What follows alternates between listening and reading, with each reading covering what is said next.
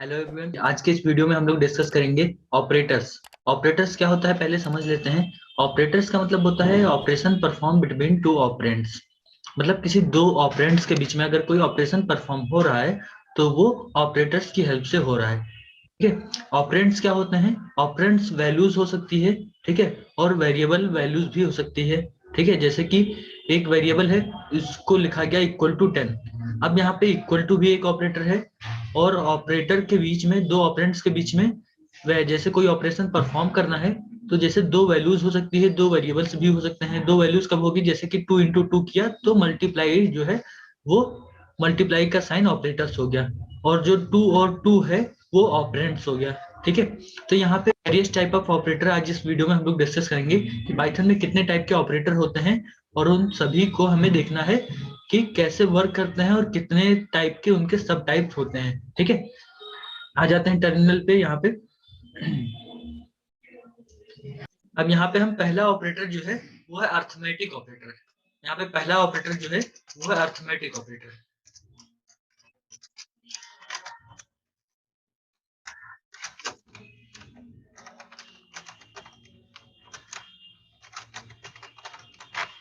ठीक है, पहला ऑपरेटर है अर्थमेटिक ऑपरेटर। अर्थमेटिक ऑपरेटर में कौन कौन से ऑपरेटर आते हैं पहले हम यहाँ पे लिख देते हैं। अर्थमेटिक ऑपरेटर में पहला ऑपरेटर आता है प्लस का। यहाँ पे पहला ऑपरेटर आता है प्लस का, फिर आता है माइनस। मल्टीप्लाई का साइन नहीं होता है, उसकी जगह पे हम लोग यूज करते हैं एस्ट्रिक का साइन, मतलब स्टार का साइन। ठीक है। इसके बाद नेक्स्ट आता है डिवाइड का साइन, डिवाइड ऑपरेटर। इसके बाद आता है फ्लोर डिवाइड। इसके बाद आता है एक्सपोनेंट ऑपरेटर। इसके बाद आता है रिमाइंडर ऑपरेटर। ठीक है, इन सभी का नाम नीचे हम लिख दे रहे हैं। डिवाइड ऑपरेटर के बाद नेक्स्ट आता है floor divide operator. Floor divide इसको बोलते हैं, और ये जो परसेंटेज का साइन है इसको रिमाइंडर ऑपरेटर बोलते हैं।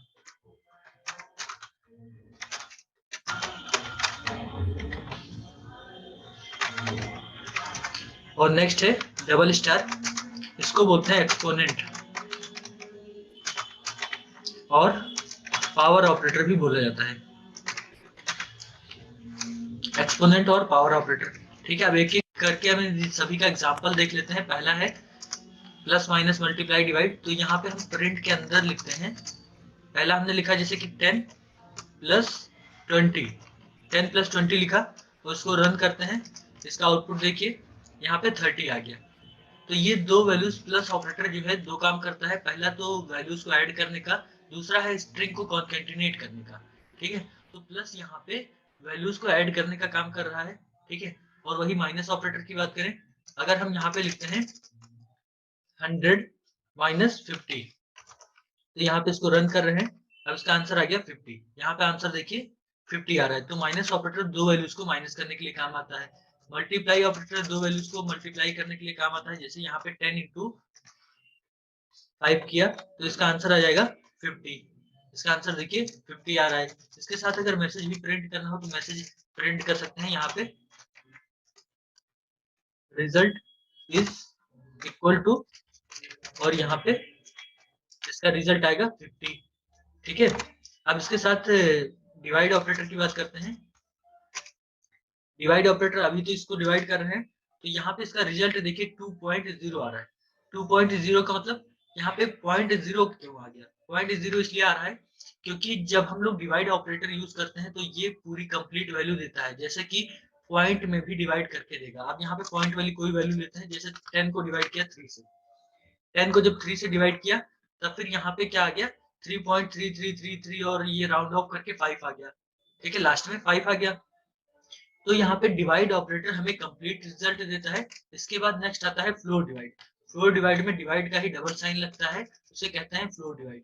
अब फ्लोर डिवाइड से किसी वैल्यू को अगर डिवाइड करते हैं तो ये इसका आंसर देखिए, यहाँ पे केवल 3 आया, रिजल्ट 3 आया, पॉइंट के बाद वाली वैल्यू नहीं आई।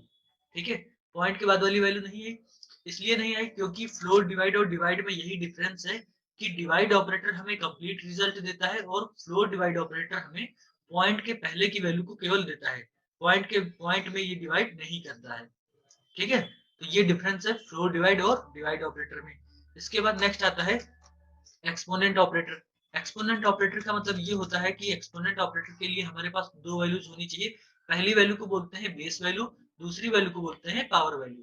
तो बेस वैल्यू को हमने ले लिया 5 और पावर वैल्यू को हमने ले लिया, डबल स्टार लगता है यहाँ पे मल्टीप्लाई का साइन 2 बार, एक्सपोनेंट ऑपरेटर हमने ले लिया 2। ठीक है, तो यहाँ पे जो बेस वैल्यू होती है वो नीचे लिखी जाती है और जो बाद में लिखी जाती है वैल्यू पावर वैल्यू उसको बोलते हैं उसकी पावर 2। जैसे कि यहाँ पे 2 लिखा तो 2 पावर हो जाएगा, 3 लिखा तो 3 पावर हो जाएगा। तो यहाँ पे आपने जो पहले लिखा है वो हमेशा नीचे रहेगा, जो बाद में लिखा है वो ऊपर रहेगा। तो 5 की पावर 3 इसका मतलब है 5 की पावर 3 हो जाएगा, तो 5 5 जा 25 हो जाएगा, 25 into 5 हो जाएगा 105 आ जाएगा इसका आंसर। ठीक है, तो इसका आंसर देखिए 105 आ रहा है। आपको ये चीज इसमें ध्यान रखना है कि कभी भी आप पहले 3 को मत लिख दीजिए बाद में 5 को। अगर 3 की पावर 5 लगाना है तो आप लिख सकते हैं इस तरह से, लेकिन यहाँ पे अगर आपने पहले 3 लिख दिया और 5 लिख दिया और आप रिजल्ट एक्सपेक्ट कर रहे हैं कि 5 की पावर 3 आएगा तो ये गलत है। ठीक है, जैसे 5 की पावर 2 निकालना है तो 5 एक्सपोनेंट 2 लिखा और इसको रन किया, अब यहाँ पे 5 की पावर 2 हो गया। ठीक है, इसके बाद नेक्स्ट आता है रिमाइंडर ऑपरेटर। रिमाइंडर ऑपरेटर का काम ये होता है कि जब दो वैल्यूज को हम लोग आपस में डिवाइड करते हैं और वो जब कंप्लीटली डिवाइड नहीं होती है तो कुछ रिमाइंडर बचता है ना। जब भी दो वैल्यूज को आपस में डिवाइड करने पे जो रिमाइंडर बचता है केवल उसी को प्रिंट करेगा। जैसे 10 को डिवाइड किया यहाँ पे 4 से, तो 10 और 4 आपस में कंप्लीटली डिवाइड नहीं होगा, 4 2 8 होगा और लास्ट में रिमाइंडर 2 बच जाएगा। ठीक है, तो यहाँ पे रिमाइंडर यहाँ पे देखिए 2 प्रिंट होके आ रहा है। ठीक है, अगर 3 से डिवाइड करते हैं तो यहाँ पे रिमाइंडर क्या बचेगा, 1 बचेगा। ठीक है, यहाँ पे रिमाइंडर देखिए 1 बच रहा है। अगर इसको डिवाइड करते हैं 6 से तो रिमाइंडर क्या बचेगा, 4 बचेगा। 1 टाइम डिवाइड होगा, यहाँ पे रिमाइंडर इसका 4 बच गया। ठीक है, तो रिमाइंडर ऑपरेटर इस तरह से काम करता है। ठीक है, अब यहाँ पे अगर यूजर डिफाइन बनाना हो, कोई भी प्रोग्राम यूजर डिफाइन बनाना हो तो हमें दो वैल्यूज को इनपुट लेना है। जैसे कि एक्सपोनेंट निकालने वाला प्रोग्राम हम यहाँ पे यूजर डिफाइन बनाना चाहते हैं, तो एक वैल्यू लेते हैं n और यहाँ पे इंटीजर लिया, इनपुट इंटीजर टाइप का इनपुट लिया और इसमें हमने लिखा इंटर बेस वैल्यू,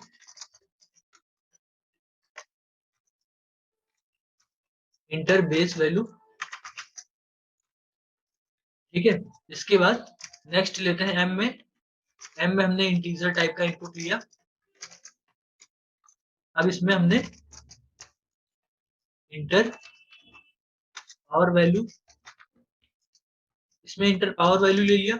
अब हम प्रिंट कर रहे हैं यहाँ पे result is equal to n asterisk m।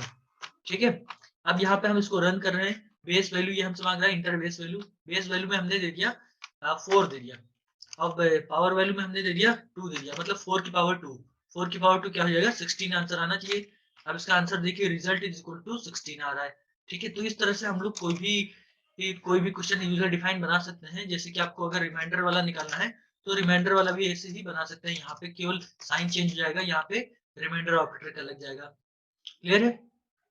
अब इसके बाद नेक्स्ट आता है फ्लोर डिवाइड के बाद यहाँ पे अगला जो ऑपरेटर है अर्थमेटिक के बाद अगला आता है असाइनमेंट ऑपरेटर।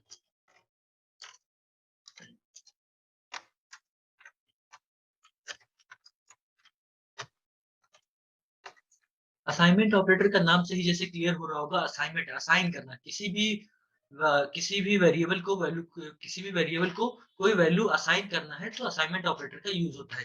इसमें कौन कौन से ऑपरेटर यूज होते हैं यहाँ पे हम लिख दे रहे हैं।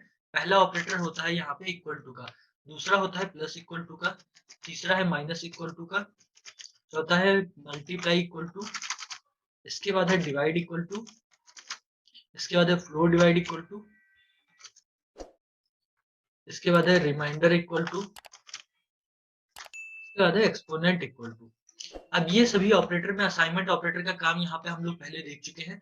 यहाँ पे लेकिन नोटिस नहीं किया होगा तो यहाँ पे देखिए जो इक्वल टू लगा है, जो यूजर इनपुट करेगा इस लाइन का इतने का मतलब ये है कि यूजर एक नंबर इनपुट करेगा, वो नंबर को स्टोर करना है एन में। तो एन में स्टोर करने के लिए यहाँ पे ये इक्वल टू काम कर रहा है। तो इक्वल टू का ऑपरेटर का काम यहाँ पे आपको दिख रहा होगा कि इक्वल टू केवल वैल्यू को असाइन करने का काम करता है। ठीक है, तो यहाँ पे वैल्यू को असाइन करने का काम इक्वल टू कर रहा है। इसके बाद नेक्स्ट ऑपरेटर है प्लस इक्वल टू।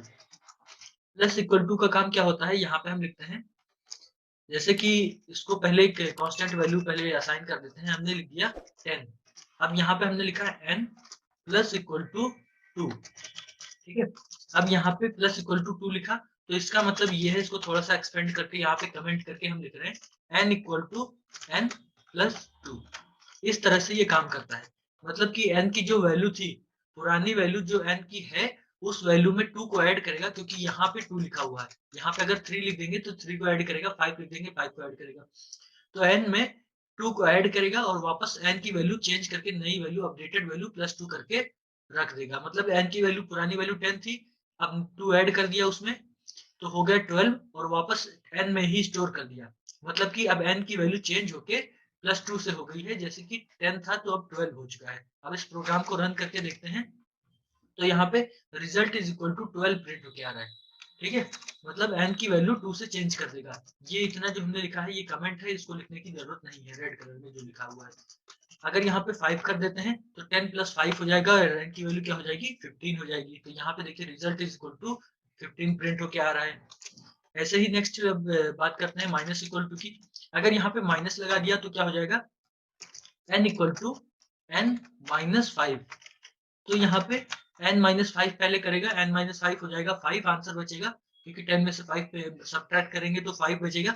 और यहाँ पे क्या है कि वाकई वो जो रिजल्ट आया उसको वापस स्टोर कर दिया n में, तो 10 वैल्यू थी पुरानी, उसको हटा के 5 कर देगा। अब इसको रन करके दिखाते हैं, यहाँ पे रिजल्ट इज इक्वल टू 5 दिखा रहा है। ठीक है, इस तरह से ये काम करता है। अब ऐसे ही मल्टीप्लाई ऑपरेटर की बात करते हैं। मल्टीप्लाई कर दिया 5 से, अगर 10 को मल्टीप्लाई कर देंगे 5 से और n की वैल्यू क्या हो जाएगी, 50 हो जाएगी। तो यहाँ पे आंसर 50 आना चाहिए, यहाँ पे आंसर क्या आ रहा है, 50 आ रहा है। ठीक है, इसी तरह से अगर डिवाइड ऑपरेटर की बात करें तो यहाँ पे 2.0 आंसर आएगा। ठीक है, यहाँ पे 2.0 आंसर आ गया। डिवाइड ऑपरेटर इस तरह से काम करता है।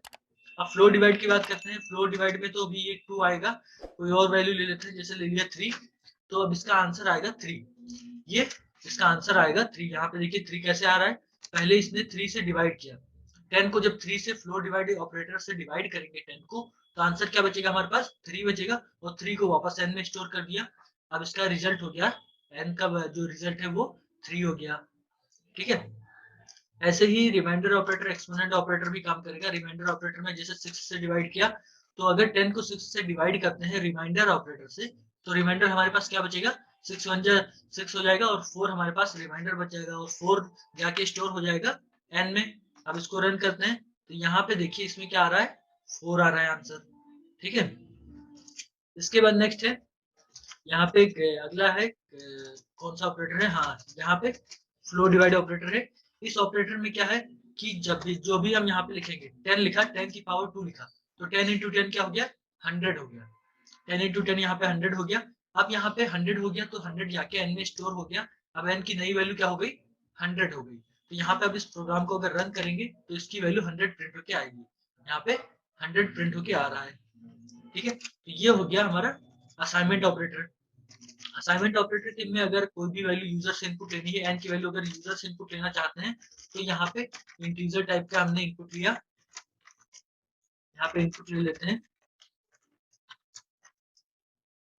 मैसेज दे दिया हमने,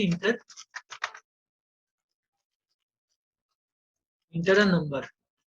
ठीक है, अब यहाँ पे लिख के आ रहा है इंटर नंबर। जो भी हम नंबर देंगे उसी नंबर पे यहाँ पे ऑपरेशंस परफॉर्म होंगे। जैसे कि हमने 5 दिया तो 5 की पावर 2 हो गया, यहाँ पे देखिए 25 हो गया। ठीक है, फिर से रन करते हैं।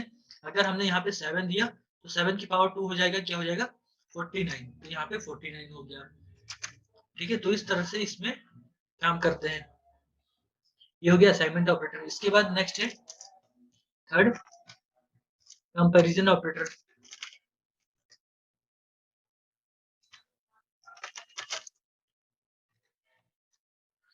कंपैरिजन ऑपरेटर में कौन कौन सा ऑपरेटर होते हैं, पहले यहाँ पे देख लेते हैं।